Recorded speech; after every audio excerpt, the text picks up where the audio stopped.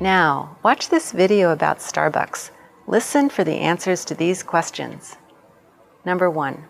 Which Starbucks store are they talking about? Number 2.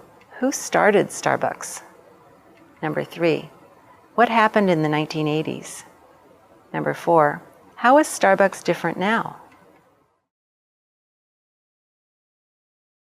Put these events in order.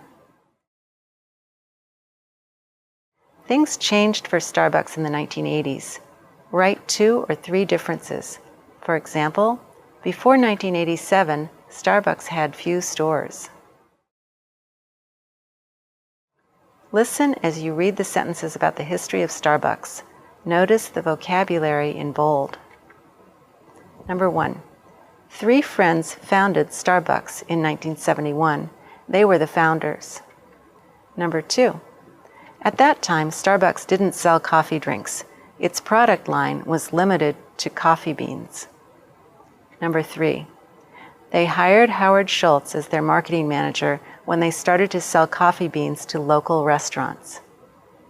Number 4.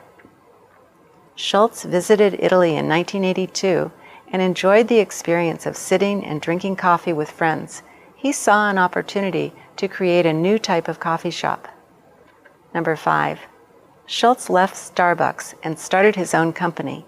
He opened 3 coffee houses where customers could sit and drink Italian-style espresso drinks such as cappuccino and cafe latte. Number 6. 3 years later, the Starbucks owners offered Schultz the opportunity to buy the company, so he bought it in 1987 for $3.8 million. Number 7. Under Schultz's leadership, Starbucks expanded quickly. Within 10 years, it had opened more than 1,000 stores, including ones in Japan, Singapore, and the Philippines. Number 8. In 1995, they launched one of their most successful products, the Frappuccino. This attracted new customers, including people who really weren't coffee drinkers. Number 9. Now, Starbucks is an international brand with over 20,000 stores in about 60 countries. Number 10. It now has an extensive product line, including tea, merchandise, and even music. It has come a long way from its start in a tiny store in Pike Place Market, Seattle. Amazon.com is another company that started in Seattle. Use the vocabulary you saw above to complete this information about its company history.